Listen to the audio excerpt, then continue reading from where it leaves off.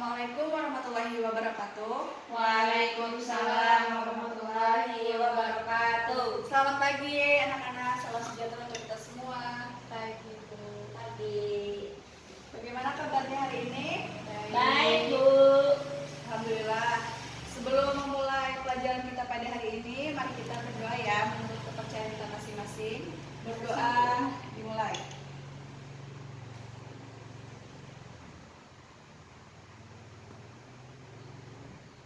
Berdoa selesai. Apakah ada yang tidak hadir hari ini? Tidak ada Bu. Tetap ya. Sebelum kita masuk ke pelajaran, Ibu minta ya yang di atas meja kalian yang berhubungan dengan pelajaran kita hari ini saja. Yang tidak berhubungan silakan kalian simpan ya terlebih dahulu.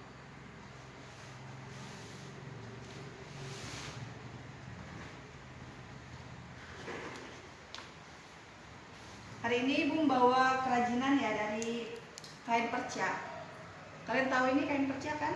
Tahu. Kalian pasti sering juga ya melihat ini.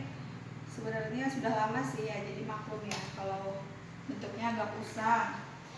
Ini Ibu pengen tanya, apakah termasuk 3 dimensi atau 2 dimensi? 3 dimensi.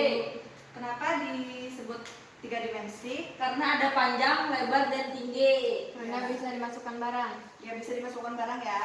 Nah, ada ini tas ya. Ada panjang, tinggi dan lebar. Betul sekali. Belum masuk ke pembelajaran kita hari ini, Ibu minta Aida membacakan surat At-Taubah ayat 105. Dan katakanlah, bekerjalah kamu, maka Allah dan Rasul-Nya serta orang-orang mukmin akan melihat pekerjaanmu itu.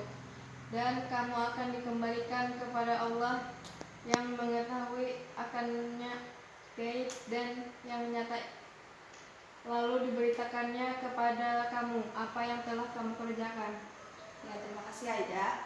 Kenapa Ibu suruh kalian membaca terjemahan ayat surat At-Taubah ayat 105 ini? Karena pembelajaran kita hari ini menyangkut juga ya dengan surah ini. Karena kita harus diajarkan untuk selalu bekerja, belajar, membuat sesuatu yang bermanfaat. Ya, bagus sekali. Agar kita perubahan Bu. Nah ya, apalagi ya sekarang kalian Ya seperti Aida. rebahan itu yang mana? Jadi Ibu minta kalian amati artikel di atas ini. Ini dari kain perca ya, sama seperti Ibu ini kan kain perca, tapi mereka bisa buat tas laptop. Apa ada yang punya tas laptop dari kain perca di sini? Punya. Wah bagus sekali ya, kalian tahu itu jadinya sebelum kita pelajari hari ini kalian tahu itu kain perca itu kan dari kain-kain, Sisa-sisa kain. sisa kain ya. Jadi termasuk dalam kerajinan ya. Ya limbah. Kira-kira selain kain perca apalagi ya kerajinan limbah itu banyak ya. Sekitar Botol. plastik, buat minuman.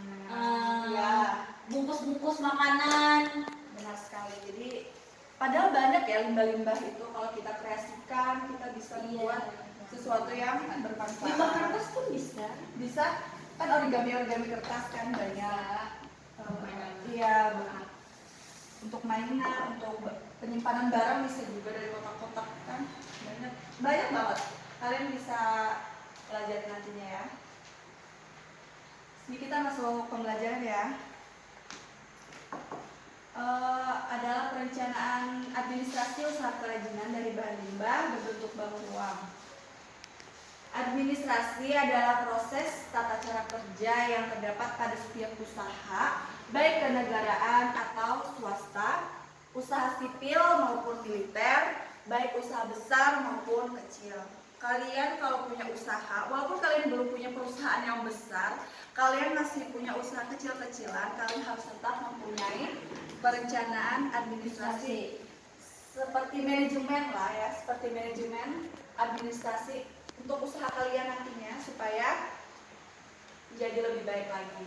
Jadi perencanaan administrasi usaha kerajinan.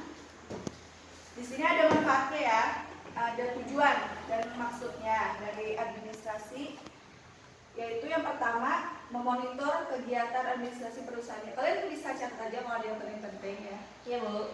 Mengevaluasi kegiatan-kegiatan pengorganisasian perusahaannya. Jadi mengevaluasi untuk kegiatan-kegiatan yang ada di perusahaannya, menyusun program. Jadi kalian kalau merencanakan administrasi ini tujuannya untuk menyusun beberapa program pengembangan ataupun kegiatan dalam perusahaannya dan mengamankan kegiatan-kegiatan. Jadi selain itu kalian juga harus mengamankan kegiatan-kegiatan yang ada di perusahaan atau organisasi kalian ya. Jadi di sini ada perencanaan administrasi usaha kerajinan, pada dasarnya terdiri dari perizinan usaha. Dijelaskan ya.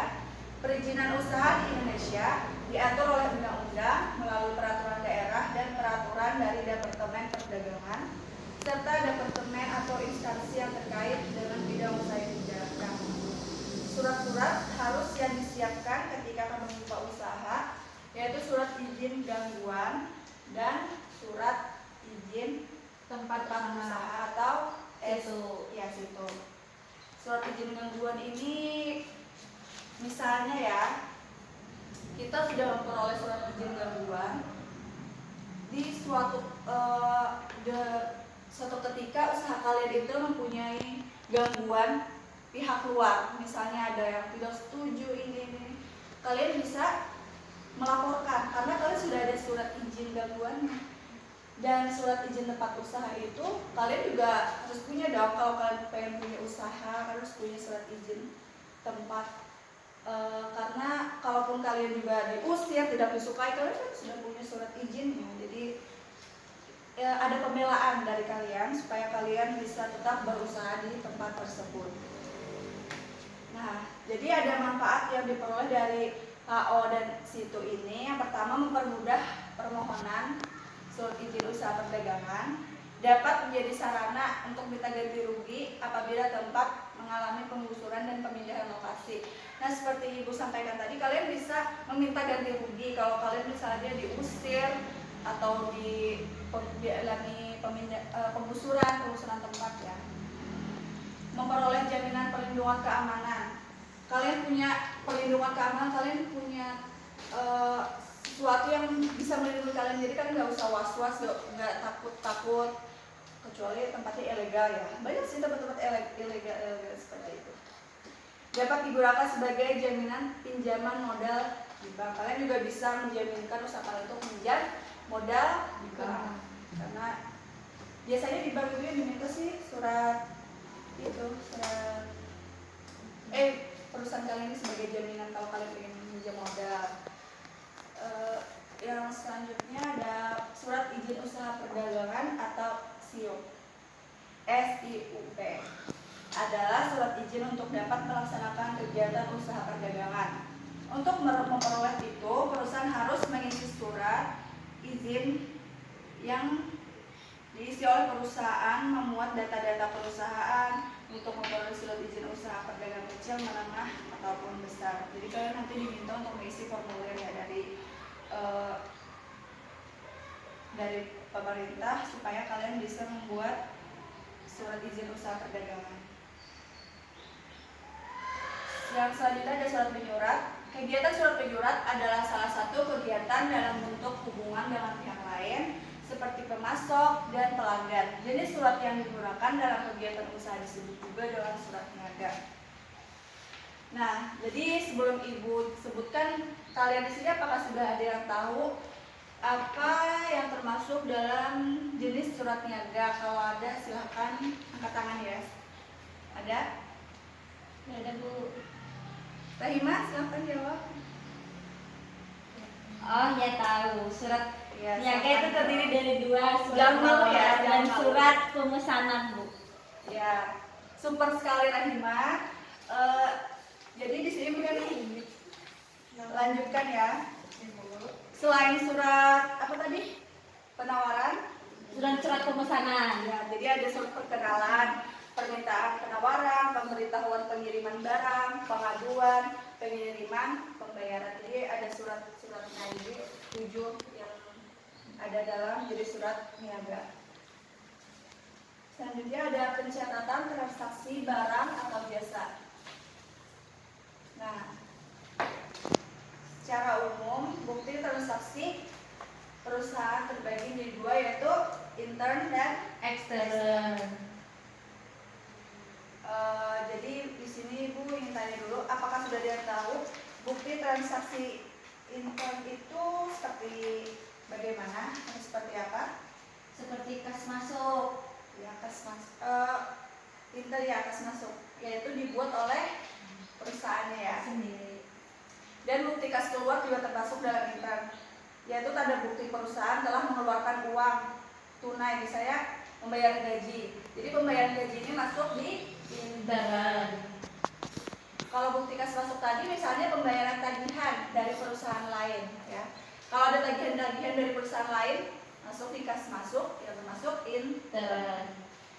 Selanjutnya bukti transaksi ekstern adalah bukti transaksi yang berhubungan dengan pihak luar.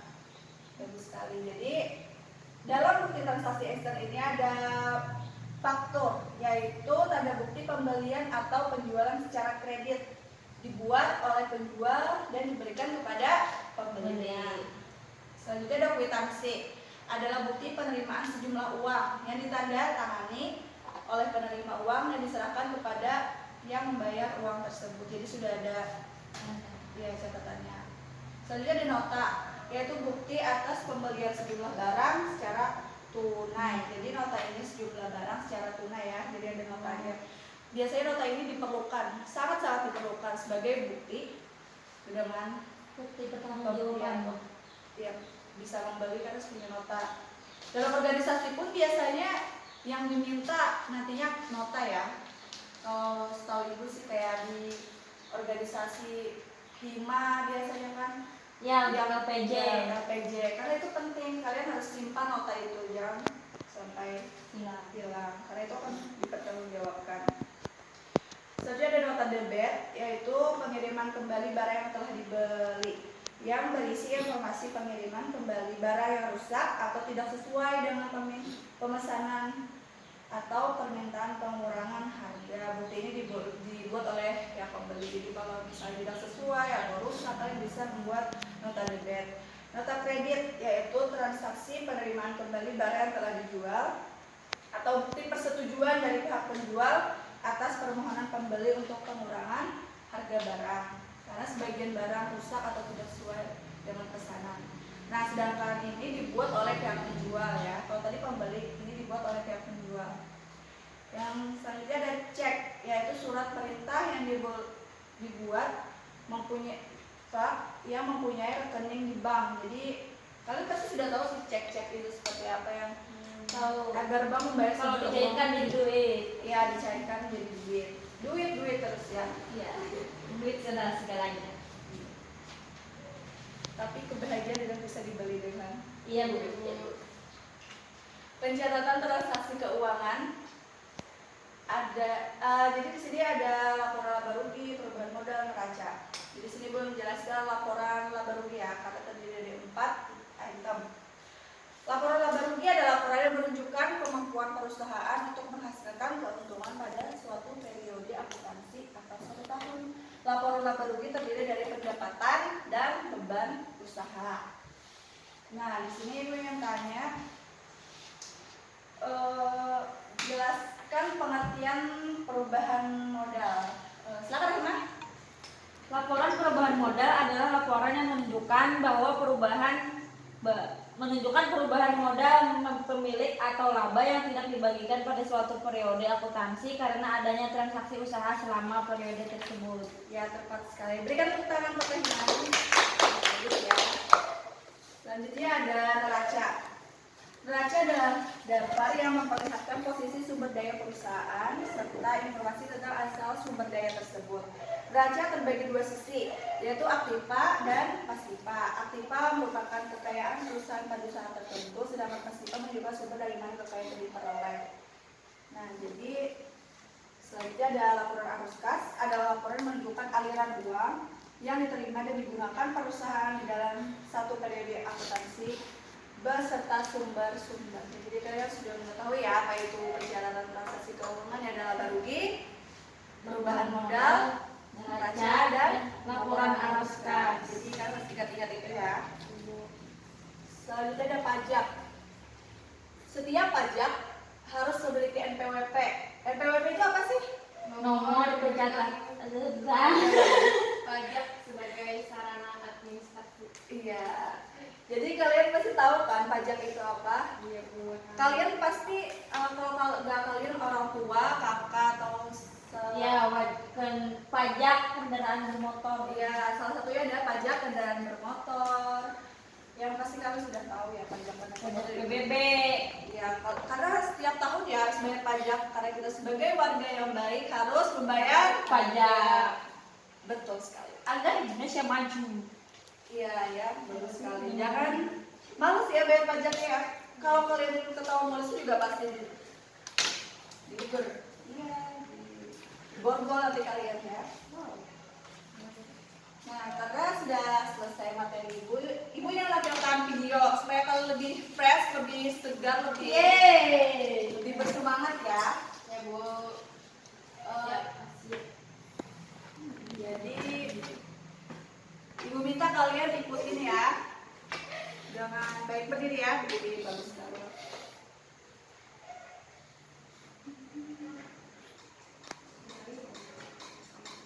Kelihatan kan? Ya, Bu.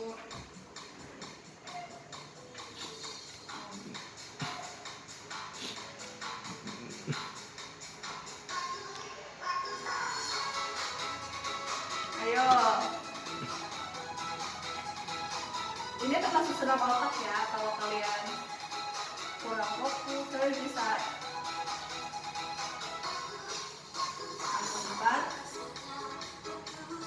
empat bertembak. Iya.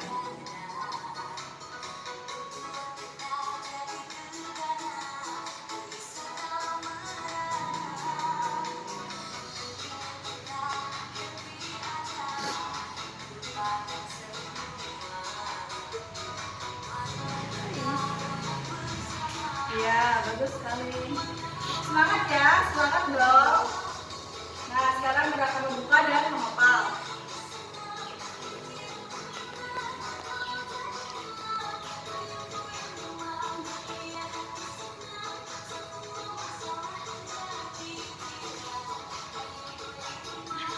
Cepat ya, ini lebih cepat.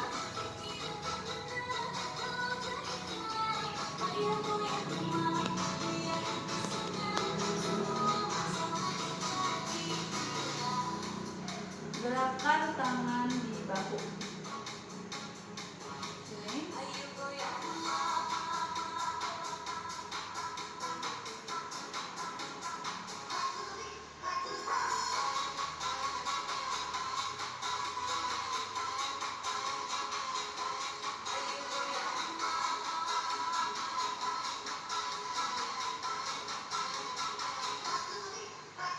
Sekarang tangan atas dibuka, tangan bawah ditutup.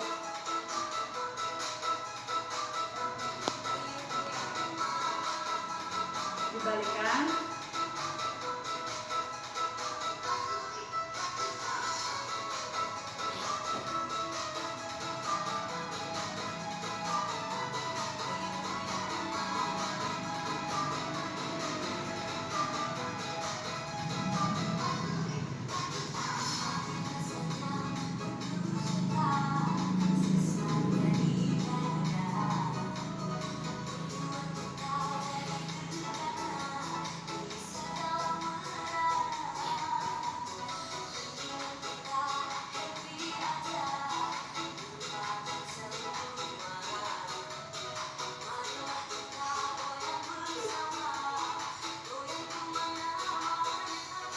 Nah, sekarang gerakan lingkaran di perut.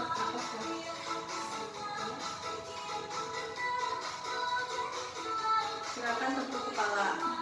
Gak usah keras-keras ya tepuk kepalanya. Nah, ini fokus yang bersama.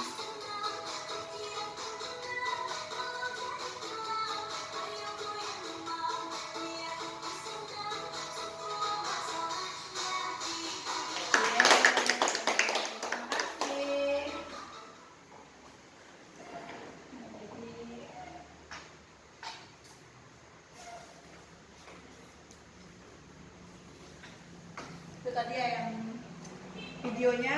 Apakah seru? Seru.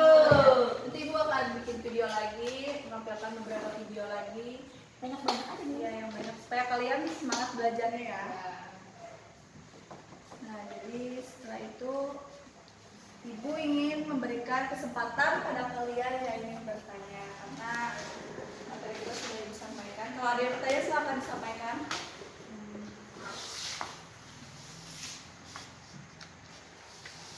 Tidak apa-apa, sampaikan saja ya. Saya ingin bertanya, sekarang kerajinan dari bahan-bahan limbah berkurang diminati oleh konsumen.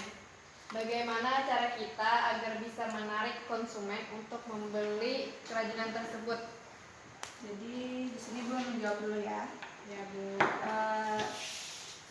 Menurut Ibu sekarang memang terjadi ya seperti itu, kurang diminati.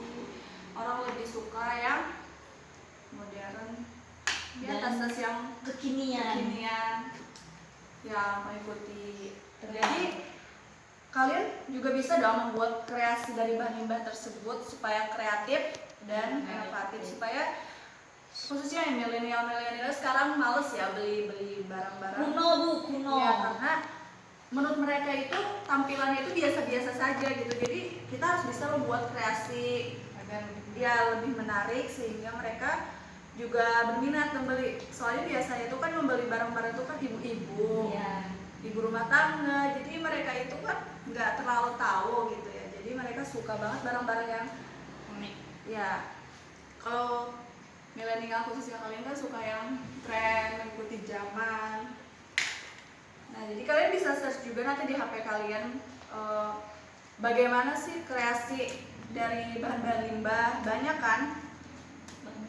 Iya, di sekitar kita ini apa aja bisa sebutkan kalau kalian tahu dari kreasi-kreasi dari bahan limbah. Dari botol plastik, Menjadi pot bunga. dari ban Bungkus. bekas bisa jadi Banyak sekali ya. Ya. Bungkus Banyak sekali. makanan jadi tas bisa. Jadi kalian pernah buat gak kreasi dari bahan limbah? Pernah. Nah, waktu kapan? Waktu SMP. Sekolah? SMP. Oh, SMP. Emang ada ya? Ada tampilan Ya Bu. Seni budaya Bu. budaya. Sini Ibu ingin buat kesimpulan ya dari pembelajaran kita hari ini. Menyenangkan gak belajar sama Ibu? Menyenangkan. Nanti kita bertemu lagi ya minggu depan. Nah, karena Ibu ingin menyampaikan kesimpulan ya. Kalian kan belajar tentang perencanaan administrasi. Apa saja tadi yang termasuk dalam perencanaan administrasi? Ada perizinan Usaha.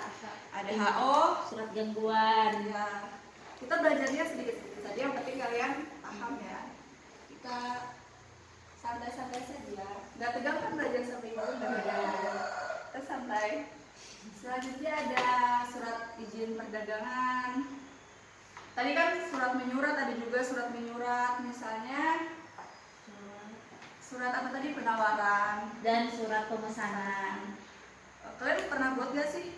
Belum. Ya, karena kalian nggak Belum tidak memiliki usaha.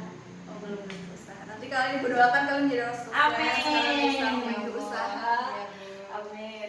Terusnya persyaratan transaksi barang atau jasa. Ada intern dan Ekstern.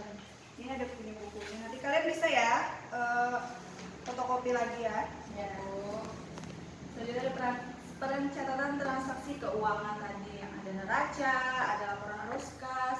Nanti itu kalian belajar di ekonomi ya. Ekonomi itu kan ada akuntansinya. Kalian perlu belajar di sana bagaimana neraca, laporan laba rugi, perubahan modal, laporan arus kas. Nah, selanjutnya ada pajak. Nah, pajak itu tadinya sangat Penting. karena sebagai warga yang baik kita harus membayar Pajak. Bagus kan? Jangan harus bayar pajak ya. Ya Bu. Ingatkan keluarga kalian kalau kalian masih belum bayar pajak. Nah, jadi di sini mungkin memberikan tugas ya bagi kalian supaya kalian ada kerjaan di rumah. Aku Ibu tahu senang kalian sekali. pasti santai sekali ya. Ibu, ini pekerjaan simpel sekali. Kalian harus membuat kerajinan usaha dari bahan limbah di sekitar kalian. Terserah kalian mau bikin apa, Ya. entah itu dari botol plastik, dari kotak, dari kertas, dari kain, bisa buat seperti ini. Bagus lagi, kalian bisa membuat tas, bisa membuat segala macam. Jadi sudah tidak ada yang ditanyakan ya, sudah cukup. Ya, Bu. Jadi Ibu sampai sini saja menjelaskannya. Salah hilaf mohon maaf ya. Billahi taufiq wal hidayah. Wassalamualaikum warahmatullahi wabarakatuh. Waalaikumsalam warahmatullahi wabarakatuh. Makasih waktunya ya. Ya Bu, makasih Bu.